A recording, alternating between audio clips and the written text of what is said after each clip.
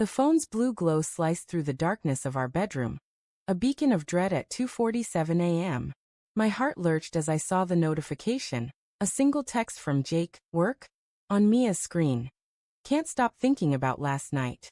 The words seared into my brain, each syllable a jagged edge. I wasn't supposed to see it. I'd only grabbed her phone to silence an alarm, my fingers clumsy from exhaustion. But there it was, undeniable, a crack in the foundation of our 3-year marriage. The apartment smelled faintly of Mia's lavender diffuser, a scent that once soothed me but now felt like a lie cloaking the room. I sat on the edge of our bed, the mattress creaking under my weight, and stared at the text again.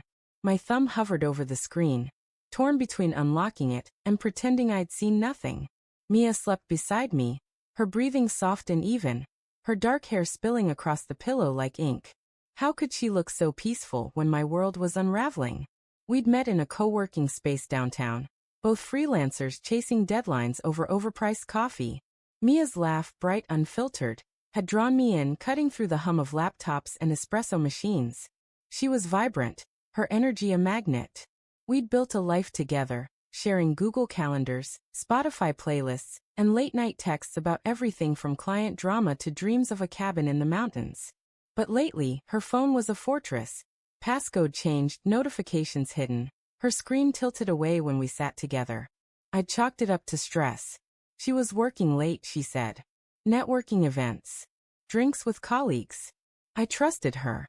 Didn't I? The next morning, I watched her in the kitchen, her fingers tapping out a text as she sipped coffee.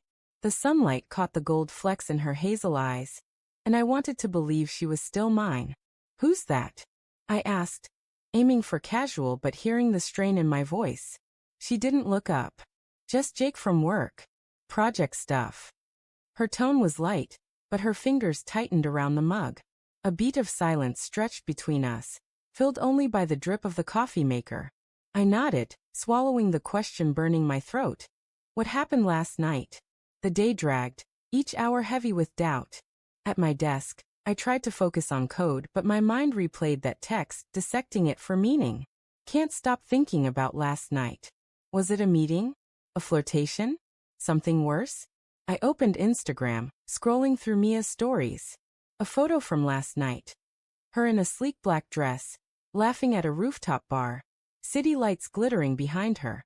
No mention of Jake, but the caption, living for these nights, felt like a taunt. I checked her tagged photos, finding nothing but group shots with colleagues, her smile wide but unreadable. My stomach twisted. Was I paranoid, or was the truth staring me in the face? That evening, she came home late, her heels clicking on the hardwood. The air carried a faint whiff of cigarette smoke, though she'd quit years ago. Long day? I asked, my voice tighter than I meant it to be. She shrugged, tossing her bag onto the couch. Yeah, client dinner ran over.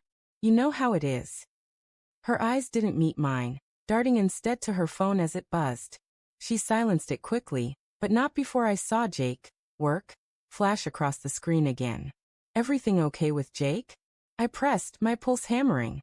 She froze just for a second, then laughed, a sharp, hollow sound. God, Alex, it's just work. Why are you so weird about it? The accusation stung, flipping the script. Suddenly, I was the one overreacting, the one who didn't trust. But the unease gnawed deeper, a splinter I couldn't ignore. Over the next week, the signs piled up like wreckage. A deleted text thread I glimpsed before it vanished. A location-sharing app that showed her at a bar when she'd said she was at the office. A vague post on X about late nights and new connections. No context, just enough to twist the knife. I wanted to confront her, but fear held me back. What if I was wrong? What if I was right? Our shared digital life, once a bridge between us, now felt like a minefield. Friday night, she said she had another event. I waited until her Uber pulled away, then opened her laptop, left unlocked on the counter. My hands shook as I navigated to her iCloud, guilt warring with desperation. There in her messages was the truth, a string of texts with Jake. Flirty emojis, inside jokes, a photo of them together at that rooftop bar, his arm around her waist. And then, the one that broke me. Wish we could stay in that moment forever. Sent at 1:12 a.m. hours after she'd told me she was stuck at work. The room spun. I stumbled to the couch, clutching the laptop like it could anchor me. Heartbreak clawed at my chest, raw and relentless, but beneath it simmered anger. Not just at her, but at myself. How had I missed this? Had I been too trusting, too blind? The memories of our life together, lazy Sundays, whispered promises, felt tainted, like a filter applied to a photo that could never be undone. When Mia came home, I was waiting. The apartment was dark, save for the laptop's glow. She stopped in the doorway, her face paling as she saw the screen. Alex, don't. I cut her off, my voice low but shaking. I saw everything. Jake. The texts. The bar. All of it. Her eyes filled with tears, but there was no denial, only a fractured silence. It wasn't supposed to happen, she whispered finally. It was just a moment. I was lonely, and you've been so distant. Distant. The word exploded from me. I've been here, Mia. I trusted you. The accusation hung between us, heavy with 3 years of love now splintered by betrayal. She reached for me, but I stepped back, the space between us a chasm. I love you, she said, her voice breaking. I didn't mean to hurt you. But the words felt hollow, drowned out by the truth I'd uncovered. As she stood there, tears streaming down her face, I saw not just the woman I loved but the stranger she'd become.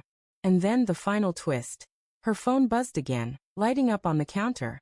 Another message from Jake. Miss you already. In that moment, I realized the betrayal wasn't a single night. It was a choice, made over and over, in every hidden text, every lie.